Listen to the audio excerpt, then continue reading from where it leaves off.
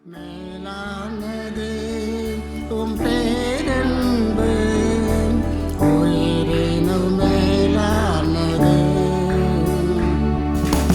உதடுகள் துதிக்கட்டும் உயிருள்ள நாளெல்லாம். உதடுகள் துதிக்கட்டும் உயிருள்ள நாளெல்லாம். உயிருள்ள நாளெல்லாம். ஆனந்த களிப்புள்ள உதடுகள் போற்றி புகழ்கின்றேன். ஆனந்த களிப்புள்ள உதடுகள் போற்றி புகழ்கின்றேன். அறுசுவை உணவு உண்பது போல் திருப்தி அடைகிறேன். அறுசுவை உணவு உண்பது போல் திருப்தி அடைகிறேன். தினமும் துதிக்கின்றேன். ஆனந்த களிப்புள்ள உதடுகள் போற்றி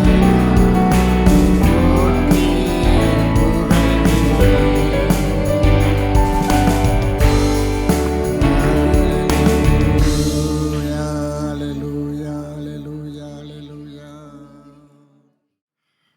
மத்தேயு சுவிசேஷம் 20வது அதிகாரம் 4வது வசனத்தை வாசிப்போம். நீங்களும் திராட்சைத்தோட்டத்துக்கு போங்கள், நியாயமானபடி உங்களுக்கு கூலி கொடுப்பேன் என்றார். அவர்களும் போனார்கள். நியாயமானபடி உங்களுக்கு கூலி கொடுப்பேன். இந்த உலகத்தில் இருக்கிற எஜமானை காட்டிலும் நமக்கு ஒரு எஜமானர் இருக்கிறாரு. இவர் அதிகாரமுள்ள எஜமானர் கிடையாது, அன்பான எஜமானர். பாவிகளே நேசிக்கிறார் என்றால் தன் பிள்ளைகளை அவர் எந்த அளவுக்கு நேசிப்பார். நாம் அவருக்கு உடன் சுதந்திரர் என்று வேதம் சொல்லுகிறது.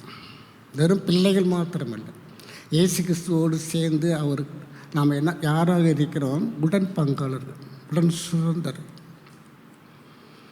அவர் நம்மிடத்தில் முந்தி அன்பு கூர்ந்தார். நீங்கள் என்னை தேடவில்லை, நான் உங்களை தேடினேன். இதான் கிறிஸ்துவின் அன்பு, பிதாவின் மனதுருக்கம். அவர் சொல்கிறார், நான் உனக்கு கூலி கொடுப்பேன். பிள்ளையாக இருந்தாலும் சரி, எல்லாம் உன்னுடையது தான். உன்னுடைய வேண்டியது எல்லாம் இந்த பூமியில் தேவன் எல்லாத்தையும் நமக்கு தான் படைத்தார். இந்த முழு உலகத்தை ஒரு மனிதன் கையில் தான் கொடுத்தார். நம்முடைய வாழ்க்கையிலும் அதே தேவன், அவரை தான் நம்ம ஆராதனை செய்து கொண்டிருக்கிறோம். நியாயமானபடி உங்களுக்கு கூலி கொடுப்பேன். அருமையாளர்களே, நம்ம செய்கிற ஒவ்வொரு நடவடிக்கை, ஒவ்வொரு செயலுக்கும் பரலோக ராஜ்யம் கூலி கொடுக்கிறதா இருக்கிறது. என்னை விருதாவாய் சேவியுங்கள் என்று நான் இஸ்ரவேல் பித்திரருக்கு சொன்னது உண்டோ அப்படின்னா வேதம் நம்மளை பார்த்து கேட்குறது. என்ன சும்மா வந்து என்னை பார்த்து ஆராதனை செஞ்சுட்டு போங்க அப்படின்னு அவங்கள சொன்னனாடா? கர்த்தர் நம்ம செய்கிற சின்ன விஷயமாக இருக்கலாம், அது பெரிய விஷயமாக இருக்கலாம். தேவனை பொறுத்த மட்டுக்கும் ஒரே விதமாக படி அளக்கிறவர். நம்முடைய பார்வைக்கு சாதாரணமாக தெரியும், ஆனால் தேவன் அதை கனப்படுத்துகிறார். சின்ன விஷயந்தானே அப்படின்னு மனுஷன் சொல்லலாம், ஆனால் தேவன் அவ்விதமாக எடுத்துக்கொள்வது கிடையாது. நம்ம செய்கிற மிக சாதாரணமான காரியம். 1 தீமோத்தேயு சில வசனங்களை நீங்கள் மனதில் பதிய வைக்கிறது நல்லது. எல்லாம் நமக்கு தெரிஞ்ச வசனங்கள் தான், ஆனால் நம்ம அதெல்லாம் சீரியஸாக எடுத்துக்கிறதே கிடையாது. 1 தீமோத்தேயு 5வது அதிகாரம்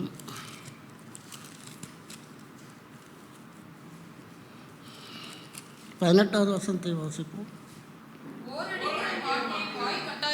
என்றும் வேலையாளர் தன் கூலிக்கு பாத்திரக்காரன் என்றும் வேத வாக்கியம் சொல்லுகிறதே. வேலையால் தன் கூலிக்கு பாத்திரவானாக இருக்கிறான். பரலோக ராஜ்யம் யாருக்குமே கடனாளியாக இருக்காது. நம்ம செய்கிற காரியங்கள் எல்லாவற்றுக்கும் தேவன் பலன் கொடுக்கிறவர். கூலிக்கு வேலையால் தன் கூலிக்கு பாத்திரவான். ஒருவேளை நம்ம அதை பெருசாக எடுத்துக்காமல் போனாலும் கூட பரலோக ராஜ்யம் அவ்விதமாக விட்டு விடுவது கிடையாது. அவர் தூங்குவதும் கிடையாது, உறங்குவதும் கிடையாது. எல்லாத்தையும் தேவன் பார்த்து கொண்டு தான் இருக்கிறார். இருட்டில் செய்கிறது தேவன் என்ன பண்ணுவார்? வெளிச்சத்தில் கொண்டுட்டு வருவார். நம்ம செய்கிற காரியங்கள் எல்லாவற்றையும் தேவன் பார்த்து கொண்டு தான் இருக்கிறார். மனிதர்கள் நம்மளை ஒருவேளை கனப்படுத்தாமல் இருக்கலாம், அல்லது மனிதர்கள் அதை கவனிக்காமல் இருக்கலாம். தேவன் கவனித்து கொண்டிருக்கிறார். நான் கூலிக்கு முதலாவது அதை மைண்டில் பதிய வைக்கணும். நான் பாத்திரவான். ஒருவேளை இன்றைக்கி நமக்கு கூலி கிடைக்காமல் இருக்கலாம், ஆனால் 1ஆம் தேதி நிச்சயமாக உண்டு.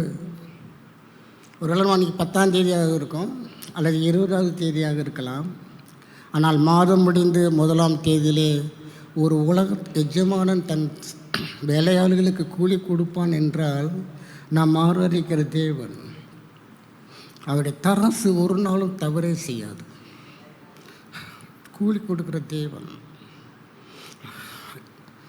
நம்ம மைண்டில் சில வசனங்களை நான் ஆழமாக பதிவு வைத்தேன். நான் பாத்திரவான். தேவன் அவராது அவருடைய நாமத்தின் நிமித்தம் நாம் படுகிற அன்பின் பிரயாசத்தின் பலனை மறந்து விடுவதற்கு அவர் அநீதி உள்ள தேவன் கிடையாது. அவருடைய நாமத்திற்காக, அவருடைய அன்பின் நிமித்தம், அவருடைய ராஜ்யத்தின் நிமித்தம் நாம் படுகிற அந்த பிரயாசத்தை தேவன் மறந்து விடுகிற தேவன் கிடையாது. தேவன் எந்த அளவுக்கு நுட்பமாக அதுக்கு ரிவார்டு கொடுக்குறான்னு பார்த்தோன்னா ஆச்சரியமாக இருக்கும். மத்திய சுவிசேஷம் 10வது அதிகாரம்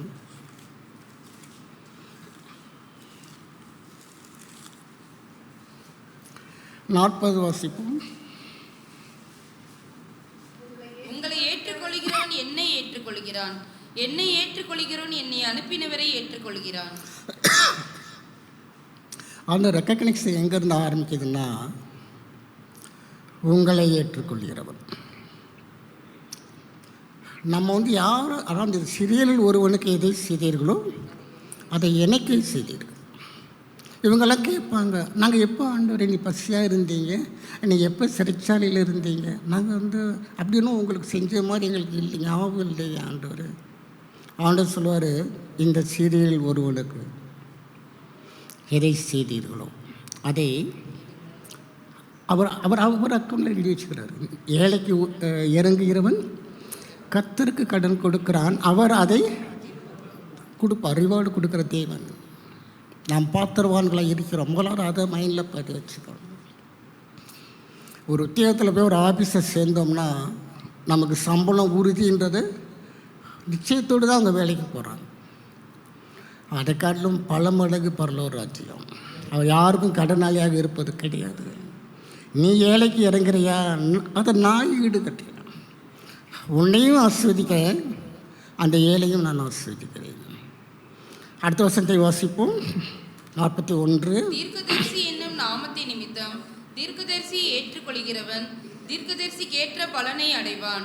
நீதிமான் என்னும் நாமத்தை நிமித்தம் நீதிமானை ஏற்றுக்கொள்கிறவன் நீதிமானுக்கு ஏற்ற பலனை அடைவான். அவன் என்ன சொல்கிறான்னா, நீ உன்னுடைய உழைப்பு எந்த பகுதியில் இருக்குதோ அதற்கு ஏற்ற பலனை தான் கொடுப்பேன். நாம் கூலிக்கு பாத்திரவான்கள். கர்த்தர் அதை கணக்கில் வச்சிருக்கிறாரு. இன்னும் சொல்லப்போனால் 1000 தலைமுறை மட்டும் தேவன் இரக்கம் செய்கிறவர். மறந்து நம்ம என்ன பண்ணுறோம்னா, உலகத்தினுடைய பாடுகள் கஷ்டங்களில் இதெல்லாம் நம்ம அதெல்லாம் அந்த வசனங்களை உபயோகப்படுத்துறது கிடையாது. அதை ஜெயிக்கிறது தான் கர்த்தர் வசனத்தை நம்ம வாயில் வைக்கிறார், நம்ம இதயத்தில் வச்சிருக்கிறாரு. நம்ம அதெல்லாம் எடுத்து உபயோகப்படுத்தணும். நான் கூலிக்கு பாத்திரவான். தீர்க்கதரிசி என்ற நாமத்தை நிமித்தம் ஒருத்தருக்கு நம்ம என்ன செய்கிறோமோ ஆண்டவர் சொல்கிறார், அதுக்கேற்றபடி நான் கொடுக்குறேன். எந்த சூழ்நிலையில் எந்த காரியத்தை செய்கிறோமோ தேவன் அதை கணக்கில் வைக்கிறார். நீ அடுத்த வருஷம் பார்த்தோன்னா இன்னும் நல்லா இருக்கும். சீஷன் என்னும் நாமத்தை நிமித்தம் இந்த சிறியரில் ஒருவனுக்கு ஒரு கலசம் தண்ணீர் மாத்திரம் குடிக்க கொடுக்கிறவனும் தன் பலனை அடையாமற் போகான் என்று மெய்யாகவே உங்களுக்கு சொல்லுகிறேன் என்றார். தன் பலனை கூலிக்கு பாத்திரம், கூலி கொடுப்பேன். கர்த்தர் கொடுக்குற வாக்கு தத்துவம். பலன் அளிக்கிற தேவன் நம்முடைய தேவன். அதாவது கர்த்தரை மாதிரி ஒரு நீதி உள்ள ஒரு தெய்வத்தை நம்ம நினச்சி கூட பார்க்க முடியாது. அவர் தாராளமாய் அம்மைக்கு குலுக்கி நன்றாய் சரிந்து விழும்படி உங்கள் மடியில். வேறு யாருக்கும் தப்பி தவறி வெளியெல்லாம் போயிடாது. அல்லது வேறு யார் நம்ம ரேஷன் கார்டை காட்டி பொருள் வாங்கிட்டு போகிற மாதிரிலாம் வாங்கிட்டு போயிட முடியாது. கர்த்தரால் கரெக்டாக நம்ம மடியில் தான் போடுவார். கர்த்தருடைய தரவசை நம்ம புரிந்து கொள்ளணும்.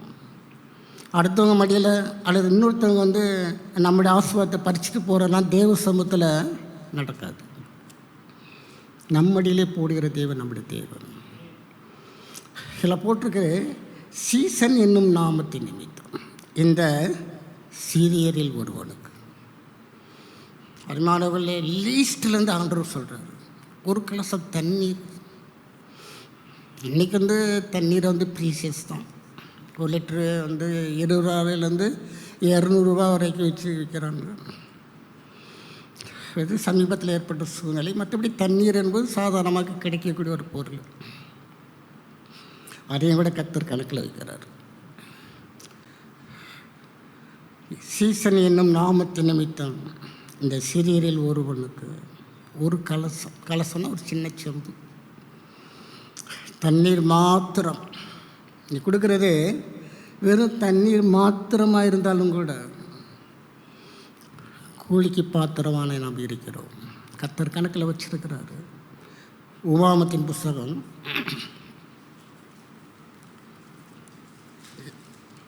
24வது அதிகாரம்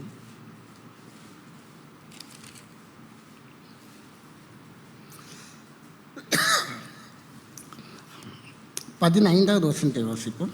அவன் வேலை செய்த நாளில் தானே பொழுது போகும் முன்னே அவன் கூலியை அவனுக்கு கொடுத்துவிட வேண்டும்.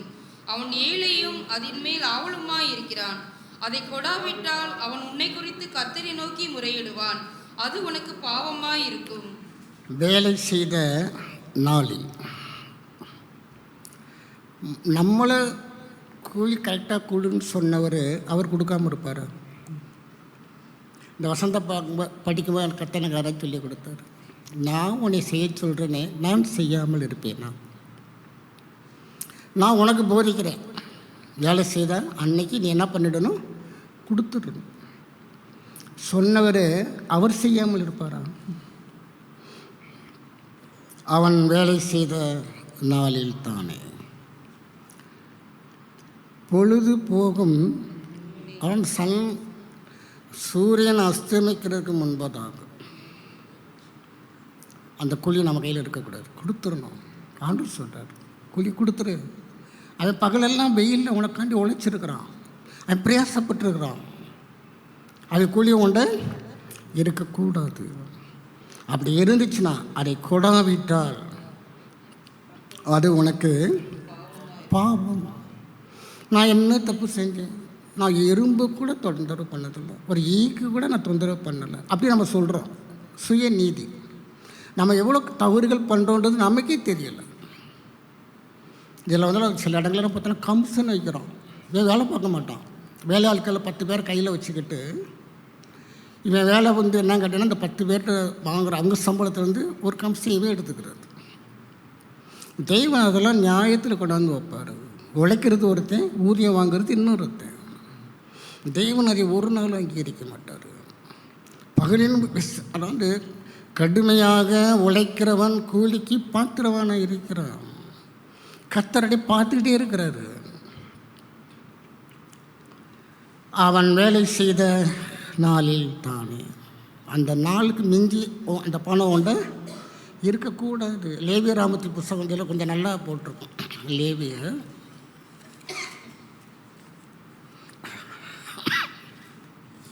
19வது அதிகாரம்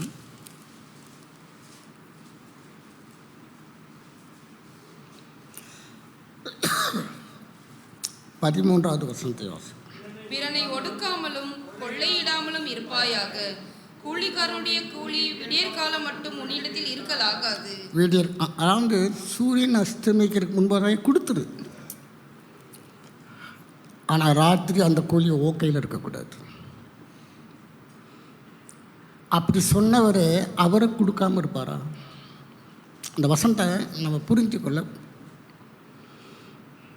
நீ அதாவது சூரியன் அஸ்தமிக்கிறதுக்கு முன்பதாக கொடுன்னு சொன்ன தேவன் அவர் கொடுக்காமல் இருப்பாரா? அல்லது அவர் கூலியை நைட்டு ஃபுல்லாக கையில் வச்சுட்டு காலையில் கொடுப்பாரா? அருமையானவர்களே, நாம் கூலிக்கு பாத்திரவான்களாக இருக்கிறோம். தேவன் நம்மளை அதை ஆசீர்வதிப்பதற்கு அவர் கரம் எப்பொழுது நீட்டி கொண்டு தான் இருக்கிறது. அவருடைய கரம் இது ரட்சிக்கக்கூடாதபடிக்கு கர்த்தருடைய கரம் குறுக போகவில்லை, அது நீண்டு கொண்டு தான் இருக்கிறது.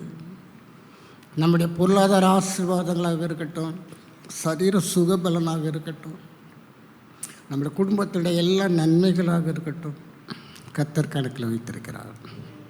இந்த ஒரு சீசன் எனும் நாமத்தின் ஒரு கலசம் தண்ணீர் மாத்திரம், வேறு எதுவும் கொடுக்கல, அது மட்டும்தான் கொடுத்துருக்கிறியா, அதற்கும் நான் பலன் கொடுப்பேன். நீ என்ன பண்ண, கூலிக்காரனுடைய கூலி விடியற் காலம் மட்டும் உன்னிடத்தில் இருக்கக்கூடாது. அப்படின்னா என்ன அர்த்தம்னா, நானும் அவ்விதமாக உன்னை ஆசிரிப்பேன். உன்னுடைய கூலியை நான் சூரியன் அஸ்தமிக்கிறதுக்கு முன்பதாகவே உன் கையில் நான் கொடுத்துருவேன். தேவன் நியாயமுள்ள தேவன், அவர் நீதிபர். அவருடைய தராசு ஒரு நாளும் தவறாக இருக்கவே இருக்காது. மத்தேயு சுவிசேஷம்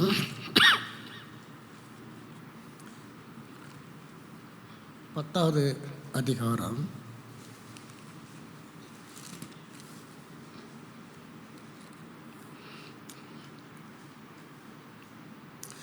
10வது வசனத்தை வாசிப்போம்.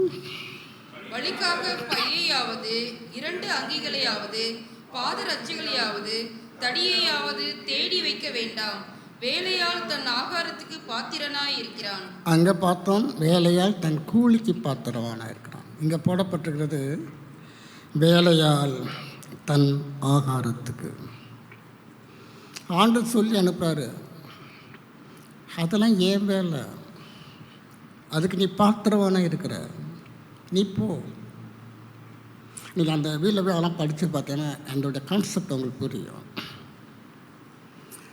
அதனால ஆண்டவர் சொன்னார், கையில் ஒரு தடி மட்டும் வச்சுக்கோ, பாதரட்சை போட்டுக்கோ, போய்கிட்டே இரு, உன்னை பூசிக்கிறவர் நான் பார்த்துக்கிறேன், அதை நீ போ.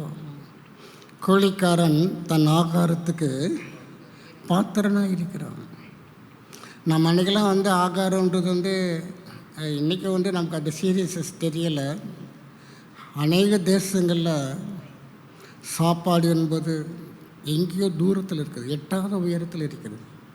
பஞ்சம், பசி, பட்டினி, பொருளாதார சிக்கலில் மாட்டிக்கிட்டு அநேக தேசங்கள் கஷ்டப்பட்டு கொண்டிருக்கிறது. கர்த்தர் கிருபையாக இன்றைக்கி நம்மளெல்லாம் பூசித்து கொண்டிருக்கிறார். இலவசமாக தரோம், நமக்கு போதும். கர்த்தர் நம்மளை கைவிடலை பாருங்களேன். மினிமம் கேரண்டி நமக்கு கொடுக்குறாரு ஆண்டவர். ஒன்றுமே வேலை செய்ய முடியலையா, போ ரேஷன் கார்டை தூக்கிட்டு போ, உனக்கு நான் ஏற்பாடு பண்ணியிருக்கிறேன். போ. வேலைக்காரன் தன் ஆகாரத்துக்கு பாத்திரமான இருக்கிறான். லூக்கா சுவிசேஷம் 15வது அதிகாரம்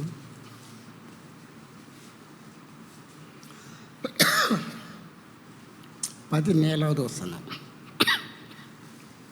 அவனுக்கு புத்தி தெளிந்த போது அவன், என் தகப்பனுடைய கூலிக்காரர் எத்தனையோ பேருக்கு பூர்த்தியான சாப்பாடு இருக்கிறது, நானோ பசியினால் சாகிறேன். அப்பா கூட இருந்தோம்னா, என் தகப்பனுடைய கூலிக்காரர் எத்தனையோ பேர், ஃபுல் மீல்ஸ் பாருங்களேன். இந்த மாதிரிலாம் யாரும் போசிக்க முடியாது. அளவு சாப்பாடு தான். அதுவும் கூட பார்த்தீங்கன்னா வந்து அதுலேயும் கேட்டகரி வச்சுருக்கிறான். தகுதிக்கு ஏற்றபடி சாப்பாடு டிஃப்ரெண்ட்டாக இருக்கும். ஆனால் கர்த்தர் அவ்விதமாக இல்லை, எல்லாருக்கும் ஒரே வகையாக தரமான உணவு. கர்த்தர் பாரபட்சம் பார்க்குறவர் அல்ல.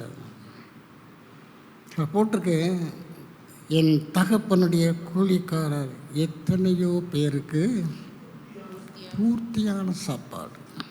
வேலைக்காரன் தன் ஆகாரத்துக்கு பாத்திரவான இருக்கிறான். அருமையானவர்களே, நாம் தெய்வனுடைய எல்கைக்குள்ளே இருக்கணும். தகப்பனுடைய வீட்டில் தகப்பனோடு இருப்போம் என்றால், கூலிக்காரனுக்கே பூர்ண சாப்பாடுனா பிள்ளைக்கு கீழே போடப்பட்டுக்கிறது கொளுத்த கண்டினை அடியுங்கள். கீழே போட்டிருக்கு. கூலிக்காரருக்கு பூர்த்தியான சாப்பாடு சொல்லிவிட்டு அந்த 23 வாசிங்க. கொளுத்த கன்றை கொண்டு வந்து அடியுங்கள், நாம் புசித்து சந்தோஷமாய் இருப்போம். கொளுத்த கன்றினை கொண்டு வந்து அடியுங்கள். வேலை கூலிக்காரருக்கு பூர்த்தியான சாப்பாடு தன் பிள்ளைக்கு கத்தர் எப்படி பண்ணுறாரா? கொளுத்த. நாம் புசித்து சந்தோஷமாக இருப்போம். கூலிக்காரன் தன் ஆகாரத்துக்கு பாத்திரவானாக இருக்கிறான். அருமையானவர்களே, கர்த்தர் எல்லாத்தையும் கணக்கில் வச்சிருக்கிறார்.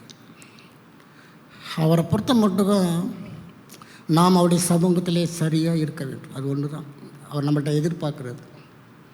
இவன் அப்பா விட்டுட்டு ஓடி போயிட்டான், என் பார்க்கறதுக்கு கூட நான் போகிறேன், நான் பிழைச்சிக்கிறேன். ஆனால் பன்றிக்கு போட தவிட்ட இவன் சாப்பிடுவதற்கு ஆசையாக இருந்தான். ஆனால் அதை கொடுப்பதற்கு அங்கே யாரும் கிடையாது. பன்றி சாப்பிட்ற ஆகாரத்தை கிடைக்காத ஒரு சூழ்நிலை இவனுக்கு அப்போ தான் அறிவு வருது. என் தகப்பனுடைய கூலிக்காரர் எத்தனையோ பேருக்கு பூர்த்தியான சாப்பாடு. அருமையானவர்களே, நம்முடைய தேவன் வந்து பன்றிக்கு போடுற தவிடு கொடுக்குற தேவன் கிடையாது. கொளுத்த கன்றினை அடியுங்கள், நாம் புசித்து சந்தோஷமாக இருப்போம். அதுதான் நம்முடைய தேவன். நீங்கள் பார்த்தீங்கன்னா வந்து வனாந்தரம் திரளான ஜனங்கள் வந்திருந்தாங்க. கர்த்தர் அவங்களை போஷித்தார். இதே அது மத்தேயு 14வது அதிகாரம்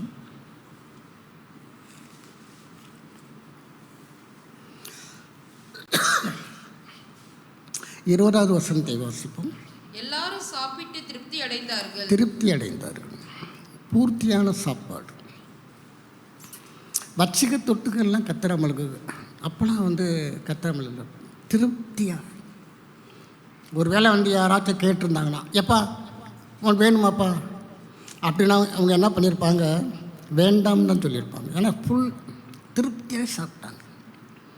அது போதாதுன்னு 12 சீசருக்கு ஆளுக்கு ஒரு கூட, பந்தி விசாரிச்சதுக்கு கூலி, மீதமுள்ள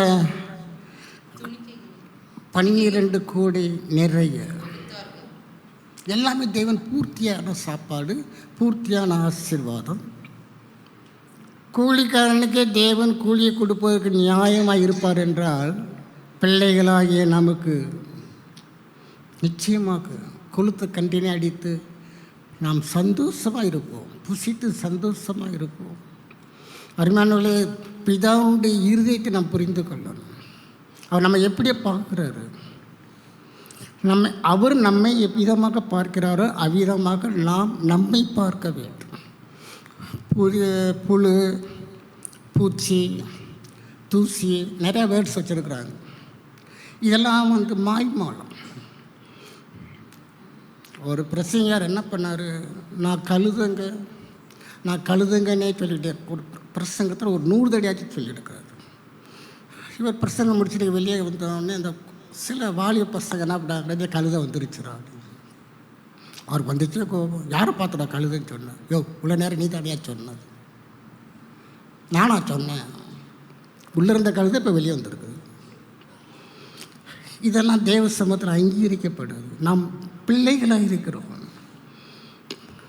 நம்ம என்ன பண்ணுறோம்னா மாயமான தாழ்மையை நம்ம தெரிந்து கொள்கிறோம். இதெல்லாம் தேவன் நம்ம இடத்துல எதிர்பார்க்கல. அப்பா பிதாவே என்று குறிப்பிடத்தக்கதான புத்திர சுவீகாரத்தின் ஆவியை நம்ம கொடுத்துருக்கிறாரு. நம்ம என்ன பண்ணுறோம்னா கழுதை அது இது என்னென்னத்தையும் சொல்கிறாங்க. அருமையானவர்களே, கர்த்தர் நம்மை எவ்விதமாக பார்க்கிறாரோ அவ்விதமாக நாம் நம்மை பார்க்க கற்றுக்கொள்ள வேண்டும். கர்த்தரே நம்மளை ஆஸ்வதிக்கும் பொழுது, கர்த்தரே நம்மளை அங்கீகரிக்கும் பொழுது நம்ம ஏன் மாய்மலம் பண்ணணும்?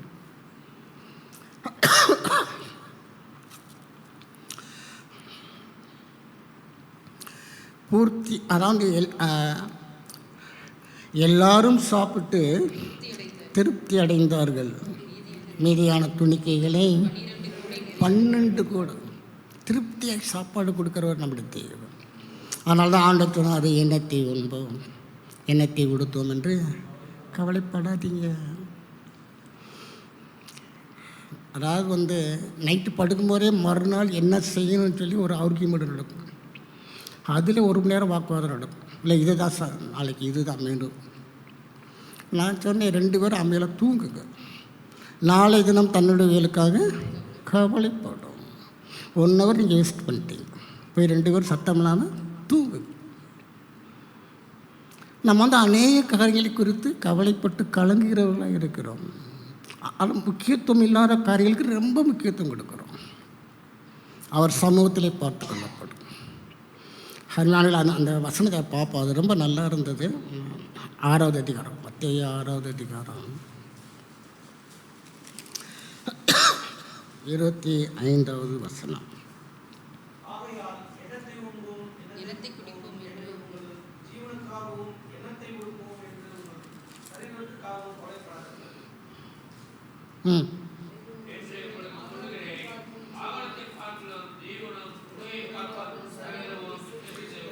ஆகாரத்தை பார்க்கிலும் ஜீவன். ஆண்டு சொல்கிறார், ஏண்டா சோத்துக்க வருத்தப்படுற? ஒரு சரீரம் உன்னுடைய ஜீவன் அதை காட்டிலும் முக்கியமானது. நீ ஏன் இதுக்காண்டி இவ்வளோ வருத்தப்படுற? ஆகாரத்தை பார்க்கிலும் ஜீவன், உடையை பார்க்கிலும் சரீரம் விசேஷித்தவைகள். ரொம்ப மனசு சோர்ந்து போச்சுன்னா சொல்லுங்கள். அதாவது கவலை என்பது எல்லாருக்குள்ளேயும் வருவதற்கு வாய்ப்பு இருக்கிறது. ஆனால் கதவை அடைக்க கற்றுக்கொள்ளணும். கவலை, அதை குறித்து தியானிக்கிறது, இதுக்கு என்ன பண்ணுறது, அதுக்கு என்ன பண்ணுறது, எதை குறித்தும் கவலைப்பட ஆண்டவர் சொல்லிக் கொடுக்கவே இல்லை. நீங்கள் ஒன்றுக்கு கூட கவலைப்படாது. இல்லை ஆண்டவரே, இதுக்கு மாத்திரம் நான் கவலைப்பட்டுக்கிறேன். நைட்டு ஃபுல்லாக தூங்குறது கிடையாது. ஏன் தூக்கம் வரல? கவலை. என்னத்தையாச்சும் மனசில் ஓட்டிக்கிட்டு. தேவன் இரவை படைத்தது எதற்கு தெரியுமா? தூங்குவதற்காக. நம்ம நைட்டெல்லாம் தூங்காமல் பகலெல்லாம் தூங்கி வலிஞ்சிக்கிட்டு இருப்போம். உப்புக்கு போகிறப்பெல்லாம் சோடா உப்பை போட்டுட்டாங்க. வித்தியாசம் தெரியல தூக்க கலக்கத்தில். ஆண்டவர் இரவு ஏன் நம்ம கையில் கொடுத்துருக்காருன்னா, நீ தூங்கி ஓய்வு எடு, பகலில் வேலை செய். நம்ம அந்த சிஸ்டம்லாம் ஃபாலோ பண்ணுறதே கிடையாது. ஆகாரத்தை பார்க்கிலும் ஜீவனும், உடையை பார்க்கிலும் சரீரம். நம்முடைய ஜீவனும் நம்முடைய சரீரமும் தேவனுக்கு முன்பதாக விசேஷித்தவைகள். அந்த 20வது இடத்துக்கு வாங்க.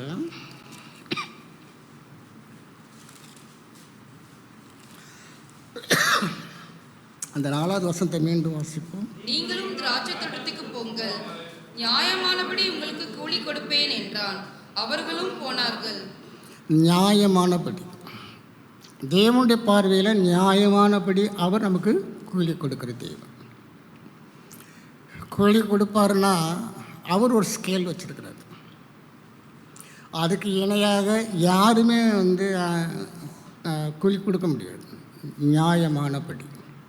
நீங்கள் பார்த்தீங்கன்னா அதை 2வது வருஷத்தில் போட்டிருக்கு, வேலையாட்களுடன் நாள் ஒன்றுக்கு 1 பணம் கூலி பேசி. இங்கே ரேட் பேசியாச்சு. ஒரு நாளைக்கு 1 பணம் உனக்கு நான் கூலி தரேன், நீ என்னுடைய திராட்சை தோட்டத்தில் போய் வேலை செய். அவன் 6 மணிக்கு பார்த்துட்டு என்ன பண்ணிட்டான், அடுத்தபடியாக 3ஆம் மணி, அப்புறம் 6வது மணி, அப்புறம் 9வது மணி. இது அன்னைக்கு இருந்த டைமிங். காலையில் 6 மணிலேருந்து சாயங்காலம் 6 மணி வரைக்கும் பகல். 3னா 6, 7 அந்த 3 மணி ஸ்டெப் அப்படி வரும். சாயங்காலம் 6 மணிக்கு கடைசி நேரம். பகல் முடிந்து விட்டது. இந்த எஜமானர் என்ன பண்ணுறாரு, தன் தோட்டத்துக்கு ஆட்கள் அனுப்பும்போது ஃபஸ்ட்டு மட்டும்தான் கூலி பேசுகிறார். அடுத்து வந்தவங்களுக்கெல்லாம் கூலியே பேசலை. 4வது வசனத்தில் நம்ம பார்த்தோம். 7வது வசனத்தை வாசிங்க. அதற்கு அவர்கள், ஒருவரும் எங்களுக்கு வேலையிடவில்லை என்றார்கள். அவன் அவர்களை நோக்கி, நீங்களும் திராட்சை தோட்டத்துக்கு போங்கள், நியாயமானபடி கூலி பெற்றுக்கொள்வீர்கள் என்றான். இங்கே வந்து ரேட் பேசலை பாருங்களேன்.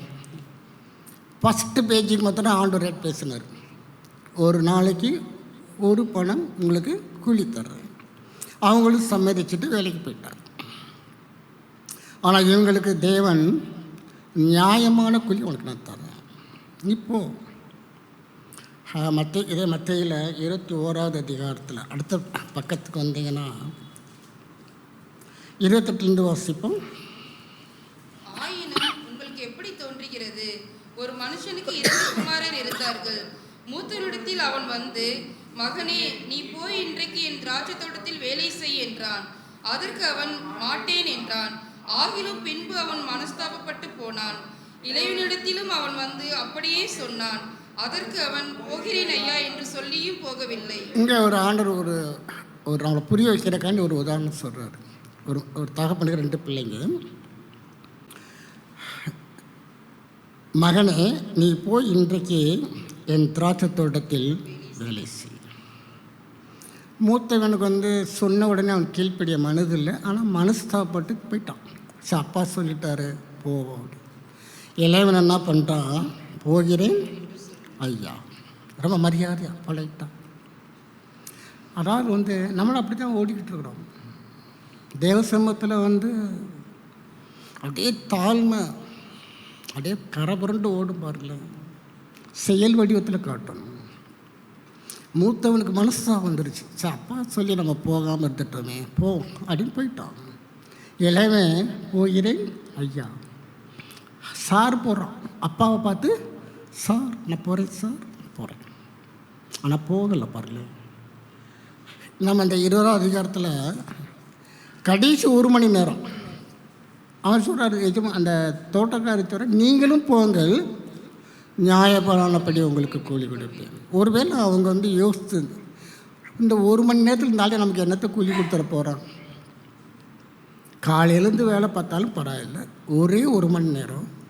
இங்கேருந்து தோட்டத்துக்கு போகிறதுக்கு குறைஞ்ச ஒரு 10 நிமிஷமோ 5 நிமிஷமோ ஆகிருக்கும். அங்கே வேலையை ஆரம்பிக்கும் பொழுது நிச்சயமாக முழு 1 மணி நேரம் அங்கே வேலை பார்த்துருக்க மாட்டாங்க. ஏன்னா கடை வீதியில் இருக்கிறாங்க. நீங்கள் அந்த வீட்டில் போய் இந்த சம்பவத்தை படித்து பாருங்கள். இந்த வேலைக்காரங்க எங்கே இருக்கிறாங்கன்னா கடைத்தெருவில் இருக்கிறாங்க, பஜார் ஏரியாவில் இருக்கிறாங்க. திராட்சை தோட்டம் நிச்சயமாக பஜார் ஏரியாவில் இருக்க முடியாது, அது வெளியே தான் இருக்கும், ஊருக்கு புறம்பு இருக்கும். இவங்க கடைத்தெருவில் இருந்து அந்த திராட்சை தோட்டத்துக்கு போகிறதுக்கு குறைஞ்சது ஒரு 5 நிமிஷம் ஆகுது. எந்த கணக்கில் ஒரு 5 நிமிஷம் எடுத்துக்கிட்டேன். போனோடனே இவங்க என்ன பண்ணியிருப்பாங்க, வேலையை ஆரம்பிச்சிருப்பாங்களா? எப்படி ஒரு 5 நிமிஷம் 10 நிமிஷம் அதில் போயிருக்கும். முழுமையாக 1 மணி நேரம் அவங்க வேலையை பார்த்துருக்க மாட்டார்கள். ஆனால் அதுக்கு அந்த தோட்டக்காரர் என்ன சொல்கிறாரு, உங்களுக்கு நான் நியாயமானபடி. நான் தான் இதை படிக்கும்போது, ஒருவேளை அந்த வேலைக்காரங்க வந்து போகலைன்னு வச்சுக்கோங்களேன், நஷ்டம் யாருக்கு? அவங்களுக்கு தான். மற்றவங்களாம் சொல்லியிருப்பாங்க, நீ ஏன்டா வரல, அவர் தான் நியாயமானபடி கூலி தரேன்னு சொன்னாருடா, எங்களுக்கெல்லாம் முழு சேலரி கொடுத்துட்டாருடா. அதை கேட்கும் பொழுது அவனுக்கு எப்படி இருக்கும், ஐயா போயிருந்துருக்கலாமே, 1 மணி நேரம் நம்ம செஞ்சிருந்தால் நமக்கு முழு கூலி கிடச்சிருக்குமே. நம்மளாம் இன்றைக்கி 11வது மணி நேரத்தில் இருக்கிறோம். நமக்கு முன்னாடி எத்தனையோ பேர் பகலின் கஷ்டத்தை வெயிலின் கஷ்டத்தையும் அனுபவித்த எத்தனையோ பேர் இன்றைக்கி நம்ம கிருபை நாட்களில் வாழ்ந்து கொண்டு இருக்கிறோம். ஆரம்ப நாட்களில் சபை சந்தித்த உபத்திரவங்களுக்கெல்லாம் அளவே கிடையாது. யூதர்களே சபைக்கு விரோதமாக. அருமையானவர்களே, நம்முடைய இந்த காலத்தில் தெய்வன் கிருபை நாட்களில் நம்ம வாழ்ந்து கொண்டு இருக்கிறோம். அவ்வளோ கஷ்டம்லாம் நம்மளாம் பார்த்துருக்க கூட மாட்டோம். பழைய சரித்திரத்தில்னா படிக்கலாமே தவிர நம்முடைய வாழ்க்கையில் அப்படிப்பட்ட சூழ்நிலைகள் வரவில்லை. ஏனால் தேவன் கிருபையாக காத்துக்கொண்டு இருக்கிறார். 16வது மணி கடைசி அந்த மணி நேரத்தில் வேலைக்கு அமர்த்தப்பட்டவர்களாக நாம் இருக்கிறோம். போனால் தேவனுடைய திராட்சை தோட்டத்துக்கு போனால் நிச்சயமாக நியாயமானபடி கூலி கொடுக்க தேவன் நம்முடைய தேவன். ஒருவேளை நமக்கு வந்து 1 மணி நேரத்தில் அவர் என்னத்தை கூலி கொடுத்துட போகிறாரு? அவன் 12 மணி நேரம் உட்காந்து அதில் ஒருத்தன் சொல்லுவான் பாருங்களேன். 12வது வருஷத்தையும் வாசிங்க. பிந்தி வந்தவர்களாகி இவர்கள் 1 மணி நேரம் மாத்திரம் வேலை செய்தார்கள். பகலின் கஷ்டத்தையும் வெயிலின் உஷ்ணத்தையும் சகித்த எங்களுக்கு இவர்களை சமமாக்கினீரே என்று முறுமுறுத்தார்கள். அதாவது வந்து கர்த்தருடைய நியாயம் என்பது மனுஷீகத்துக்கு அப்பாற்பட்டது. ஏசாயா தீர்க்கதரிசியின் புஸ்தகம் 55:8-9 வாசிப்போம். என் நினைவுகள் உங்கள் நினைவுகள் அல்ல, உங்கள் வழிகள் என் வழிகளும் அல்லவென்று கர்த்தர் சொல்கிறார். பூமியை பார்க்கிலும் வானங்கள் எப்படி உயர்ந்திருக்கிறதோ அப்படியே உங்கள் வழிகளை பார்க்கிலும் என் வழிகளும், உங்கள் நினைவுகளை பார்க்கிலும் என் நினைவுகளும் உயர்ந்திருக்கிறது. என் நினைவுகள் உங்கள் நினைவுகள் அல்ல. நம்ம ஒரு கால்குலேஷன் பண்ணி வச்சுருப்போம். ஆண்டவர் சொல்றாரு, பூமியை பார்க்கிலும் வானங்கள் எப்படி உயர்ந்திருக்கிறதோ. ஆண்டவர் வந்து ஒப்பிட்டு நம்மள்கிட்ட சொல்லி கொடுக்குறாரு. பூமிக்கு வானத்துக்கும் எவ்வளோ உயரமாக இருக்குதோ அப்படியே உங்கள் வழிகளை பார்க்கிலும் என் வழிகளும், உங்கள் நினைவுகளை பார்க்கிலும் என் நினைவுகளும் உயர்ந்தது. அதாவது வந்து நியாயமானபடி கூலி கொடுக்குறேன்னு சொன்னாருன்னா அது நிச்சயம் நியாயமாக தான் இருக்கும். அதே சமயத்தில் விசேஷமாகவும் இருக்கும். அவங்க எதிர்பார்த்துருக்கே மாட்டாங்க. அதாவது முந்தி வந்தவனுக்கு தானே ஃபஸ்ட்டு கூலி கொடுக்கணும். ஆனால் அந்த எஜமான் என்ன சொல்கிறாரு, பிந்தி வந்தவர்களுக்கு முதலாவது கூலி கொடு. எந்த அளவுக்கு தேவன் அதாவது முந்தினோர் பிந்தினோராகவும் பிந்தினோர் முந்தினோராகவும் பரம்பரையாய் ஒருத்தவங்க கிறிஸ்தவங்களாக இருந்து கர்த்தருடைய பிள்ளையாக இருக்கிறாங்கன்னு வச்சுக்கோங்களேன். இன்றைக்கி ஒருத்தர் ரட்சிக்கப்பட்டு தேவனுக்கு முன்பதாக வந்து நிற்பான் என்றால் தேவன் அந்த நபரையும் சமமாக ஆஸ்வதிக்கிறவர். அவரிடத்துல பாரபட்சம் என்பது கிடையவே கிடையாது. அவருடைய எல்லாத்துக்கும் நியாயமானபடி அவர் கூலி கொடுக்குறவர். அந்த கூலி எப்படி கொடுக்குறாரா? நியாயமானபடி. பூமியை பார்க்கிலும் வானங்கள் எப்படி உயர்ந்திருக்கிறதோ. ஆபிரகாம் பார்த்து கர்த்தர் வானத்தை தான் காட்டினார். வானத்தில் இருக்கிற நட்சத்திரங்களை பாரு, அதனால் என்ன கூடுமானால் எண்ணிப்பார். நம்மளையும் பார்த்து கர்த்தர் அப்படி தான் சொல்கிறார், வானத்தை தான் காட்டுறார். அப்படியே உங்கள் வழிகளை பார்க்கலாம் என் வழிகளும், உங்கள் நினைவுகளை பார்க்கலாம் என் நினைவுகளும் உயர்ந்திருக்கிறது.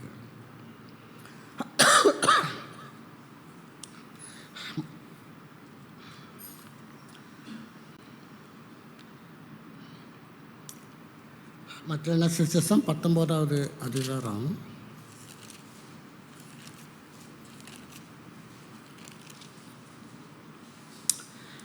பேதுருக்கு வந்து ஒரு சந்தேகம் வந்துடுச்சு. ஆண்டவர் வந்து சில சத்தியங்களை கற்றுக் கொடுத்துக்கிட்டே வரும்பொழுது பேதுரு ஒரு கேள்வி கேட்குறான். 27வது வசனத்தை வாசிப்போம். அப்பொழுது பேதுரு அவரை நோக்கி, இதோ நாங்கள் எல்லாவற்றையும் விட்டு உம்மை பின்பற்றினோமே, எங்களுக்கு என்ன கிடைக்கும் என்றான். இவனுக்கு பார்த்தீங்கன்னா வந்து எதிர்பார்க்குற, நாங்களாம் இடத்தையும் விட்டுட்டு வந்தோம்ல, உங்கள் கண்ணு முன்னாடி தான் நாங்கள் வேலையெல்லாம் விட்டுட்டு வந்தோம், எங்கள் குடும்பத்தெல்லாம் விட்டுட்டு வந்தோம், எங்களுக்கு என்ன கிடைக்கும்? கலசம் ஒரு டம்ளரில் தண்ணி கொடுத்தாலே திருப்பி கொடுக்குறவர் இந்த பேதருக்கு நிச்சயம் ஒரு ஸ்கேல் வச்சுருப்பார். ஆனால் பேதர் கொஞ்சம் எமோஷனல் டைப்பு. இப்போயே அதை தெரிஞ்சுக்கணும். சொல்லுமையா, நாங்களாம் விட்டுட்டு வந்தோமே, எங்களுக்கு என்னையா கிடைக்கும்? அதை தொடர்ந்து வாசிங்க. அதற்கு இயேசு, மறுஜென்ம காலத்திலேயே மனுஷகுமாரர் தம்முடைய மகிமையுள்ள சிங்காசனத்தின் மேல் வீற்றிருக்கும் போது என்னை பின்பற்றின நீங்களும் இஸ்ரவேலின் 12 கோத்திரங்களையும் நியாயத்தீர்க்கிறவர்களாக 12 சிங்காசனங்களின் மேல் வீற்றிருப்பீர்கள் என்று மெய்யாகவே உங்களுக்கு சொல்லுகிறேன். மெய்யாகவே ஆண்டு இந்த வார்த்தையை உபயோகப்படுத்தினான்னா அதில் ஒரு சீரியஸ்னஸ் கொடுக்குறார், ஒரு அழுத்தம் இருக்குது. மெய்யாகவே சில இடங்களில் 2 தடையும் கூட சொல்வார், மெய்யாகவே மெய்யாகவே. மனுஷகுமாரன் தம்முடைய மகிமையுள்ள சிங்காசனத்தின் மேல் வீற்றிருக்கும்போது ஒருத்தன் சொன்னான், ஒரு தீர்க்கதரிசி, உயரமும் உன்னதமான சிங்காசனத்தில் வீற்றிருக்கிறவரை நான் கண்டேன்.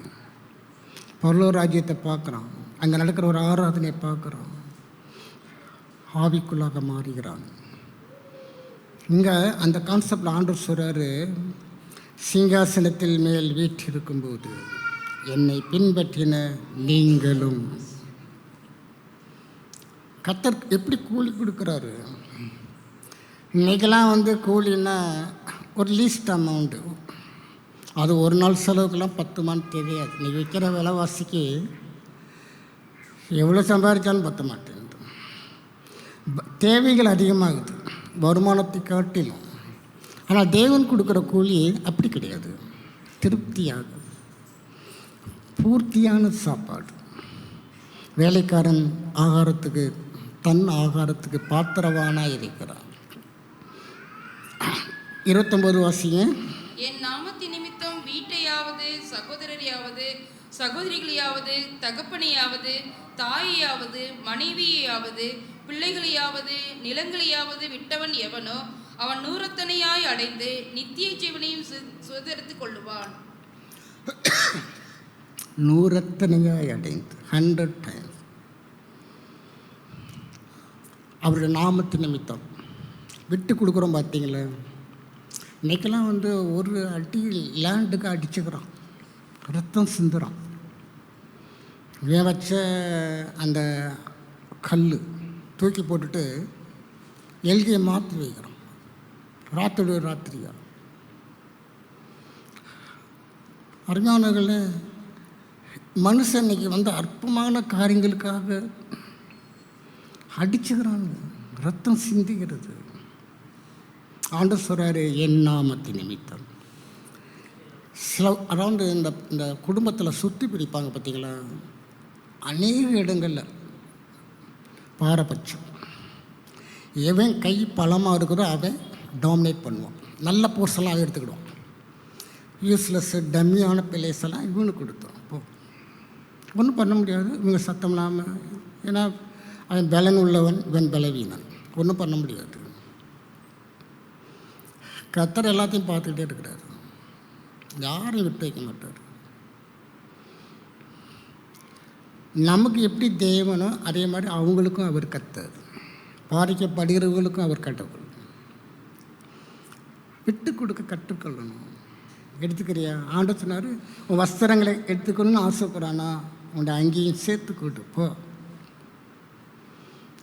நான் உனக்கு 10 அங்கி கொடுப்பேன்டா, ஒரு அங்கிக்காண்டியாக அடிச்சுக்கிற. சரீரத்தை பார்க்கிலும் வஸ்திரத்தை பார்க்கிலும் சரீரம் விசேஷித்தவைகள்.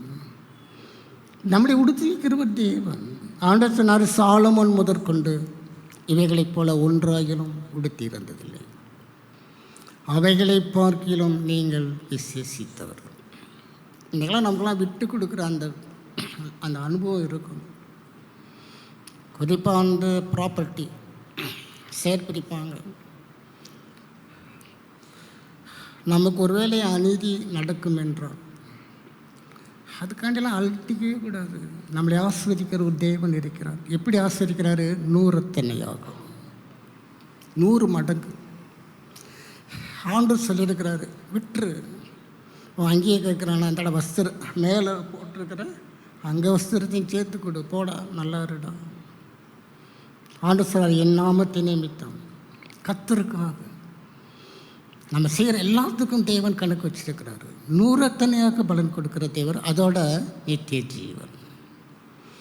எம்மைக்கு மாத்திரமல்ல, அந்த வசனத்தை பார்க்கும்போது ரொம்ப அழகாக இருக்கும் பாருங்களேன். என் நாமத்தின் நிமித்தம்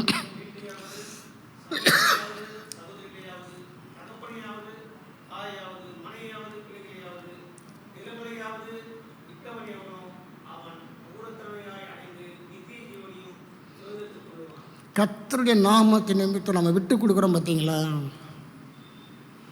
கர்த்தர் அதெல்லாம் கணக்கில் வச்சிருக்கிறாரு. எப்படி கணக்கு வைக்கிறாரு? 100 அடைந்து. நித்திய ஜீவனையும் சுதந்திரித்து கொள்ளுவோம். நாம் முழங்கள் படிடுவோம். ஹல்லேலூயா, ஹல்லேலூயா, ஹல்லேலூயா, ஹல்லேலூயா. எங்களை நேசிக்கிற நல்ல பிதாவே, இந்த புதிய மாதத்துக்காக ஸ்தோத்திரம். கடந்த நாட்கள் எல்லாம் எங்களோடு இருந்ததுக்காக ஸ்தோத்திரம். எங்களை காத்ததுக்காக ஸ்தோத்திரம். எங்களை வழிநடத்தி வந்ததுக்காக ஸ்தோத்திரம். நம்முடைய கிருபை எங்களை தாங்கியதற்காக ஸ்தோத்திரம். ஆண்டவரே, நன்றியில் இதத்தோடு நாங்கள் துதிக்கிறோம் சார். இந்த புதிய மாதத்துக்காக நன்றி. இந்த புதிய மாதத்தையும் இந்த கருத்தில் நாங்கள் ஒப்பு கொடுக்கிறோம். நம்முடைய சமூகம் எங்களுக்கு முன்பதாக செல்லட்டும். நாங்கள் எதினாலே விசேஷித்தவர்கள், நீ எங்களோடு வருவது தான் எங்களுக்கு விசேஷம். ஆண்டவர், என் சமூகம் உனக்கு முன்பதாக போகும் என்று செல்லும் என்று நீங்கள் சொல்லியிருக்கிறீங்க. நாங்கள் உண்மை பின்பற்றி வரும்படி, உம்முடைய பாதையை நாங்கள் காணும்படி எங்கள் கண்களை திறந்து விடுங்க. ஆண்டவரே, துதிக்கிறோம்ப்பா. ஒவ்வொருவருடைய ஆவி ஆத்மா சரீரத்தை உம்முடைய கருத்துக்களாக ஒப்பு கொடுக்கிறேன். முடிவு பரியந்தம் நீ ரட்சிக்கிற தேவன், காக்கிற தேவன். பறந்து காக்கிற பட்சிகளை போல நான் உன்னை காப்பேன்னு சொல்லியிருக்கிறீங்க. ஆண்டவரே, சபையார் இந்த சமுதாயத்துக்குள்ளே போகிறாங்க. உங்கள் பிரசன்னம் வேணும் ஆண்டவரே, உங்கள் சமூகம் வேணும் ஆண்டவரே. உங்களால் அன்றி எங்களால் ஒன்றும் செய்ய முடியாதுப்பா. ஆண்டவரே, நீ எங்களுக்கு வேணும்ப்பா. எங்களோடு இருந்து எங்களை வழிநடத்துங்க. மேக ஸ்தம்பமாக எங்களோடு இருங்கப்பா. ஆண்டவரே, துதிக்கிறோம், ஸ்தோத்திரிக்கிறோம். எதிர்கொள்கிற நாட்கள் எல்லாவற்றிலும் உம்முடைய ஆலோசனை எங்களுக்கு கற்றுக் கொடுங்க. எங்களை வழி காட்டுங்க. நல்ல பிதாவே, துதிக்கிறோம்ப்பா. ஒவ்வொருடைய சரீர நன்மைகளுக்காக ஜெபிக்கிறோம். பொருளாதார தேவைகளுக்காக, பொருளாதார ஆசீர்வாதங்களுக்காக, சரீரத்தில் நல்ல சுகபலனுக்காக, குடும்பத்திலே சமாதானம், குடும்பத்திலே ஆண்டவரே பாத்திரம் நிரம்பி வழிகிற அனுபவம். கர்த்தரை தேடுகிறவர்களுக்கும் ஒரு நன்மையும் குறைபடாதுன்னு சொன்னீங்களே, நம்முடைய வார்த்தையின்படி ஆகட்டும். எங்களை ஆஸ்வதிப்பது உமக்கு பிரியமான காரியமாக இருக்கபடியாக ஸ்தோத்திரம். முதியோர்களுக்காக ஜெபிக்கிறேன். வாலிபர்களுக்காக, பெற்றோர், ஒவ்வொரு பெற்றோருக்காக இந்த கருத்தில் வருகிறேன். ஆண்டவரே, தங்களுடைய பிள்ளைகளை பக்தி உள்ள சந்ததிகளாய் வழிநடத்தும்படி அவளுக்கு அந்த ஞானத்தை கொடுங்க. மனோவாவுக்கு பெற்றெடுக்க போகிற பிள்ளையை எப்படி வளர்க்க வேண்டும் என்று சொல்லி கொடுத்தீங்களே ஆண்டவர், எங்களுக்கும் சொல்லி கொடுங்கப்பா. உமக்கென்று எங்கள் பிள்ளைகளை வளர்க்கும்படி அந்த சிந்தனை எங்களுக்கு கொடுங்க ஆண்டவர். தேவையுள்ளவர்களுக்காக ஜெபிக்கிறேன். படிக்கிற பிள்ளைகளுக்கு நல்ல ஞானத்தை கொடுங்க, நல்ல வேலை வாய்ப்புகளை கொடுங்க, நல்ல ப்ரமோஷன் கொடுங்க. வீட்டின் மாத்தொட்டி ஆஸ்வதிங்க ஆண்டவரே. நம்மை துதிக்கிறோம் ஆண்டவரே, ஸ்தோத்திரிக்கிறோம். பிரசவத்துக்கு காத்திருக்கிற பிள்ளைகளுக்கு நல்ல சுக பிரசவத்தை கட்டளையிடுங்க. திருமணத்துக்கு காத்திருக்கிற பிள்ளைகளுக்கு நல்ல வாழ்க்கை துணை அமைச்சு கொடுங்க. சரீரத்தில் நல்ல ஆரோக்கியத்துக்காக ஜெபிக்கிறோம்.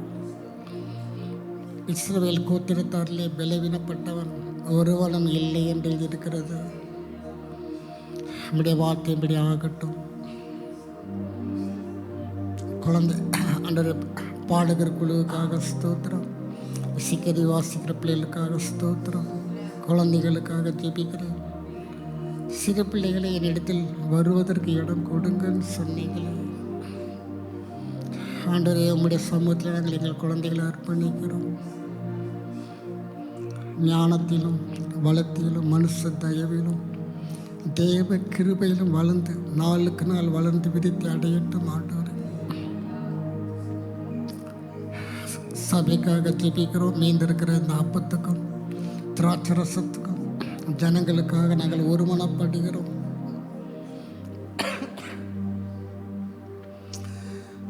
ஆண்டவரே உம்மை துதிக்கிறோம்ப்பா, உம்மை ஸ்தோத்திரிக்கிறோம்ப்பா, உம்மை துதிக்கிறோம் ஆண்டவரே.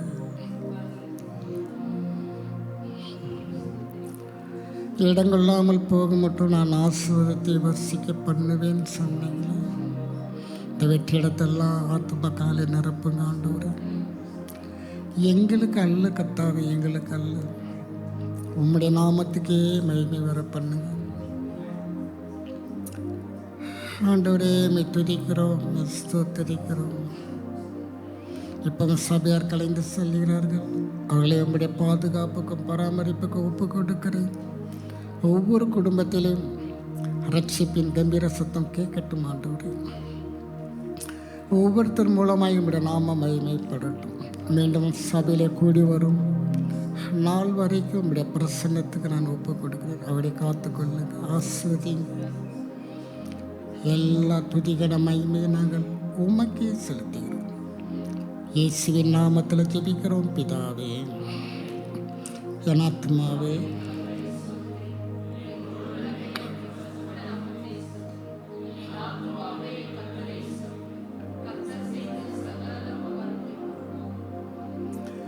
கர்த்தர் உன்னை ஆசீர்வதித்து உன்னை காக்க கடவர். கர்த்தர் தம்முடைய முகத்தை உன்மேல் பிரகாசிக்க பண்ணி உன்மேல் கிருபையாக இருக்க கடவர்.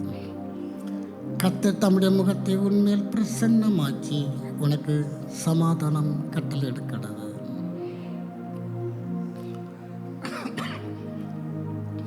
Praise the lord, praise the lord. God bless you. கர்த்தர் உங்களை ஆசீர்வதிப்பாராக. சமாதானத்தோடு கலைந்து செல்லுங்கள். கர்த்தருடைய கிருபை உங்கள் ஒவ்வொருவரோடும் இருப்பதாக.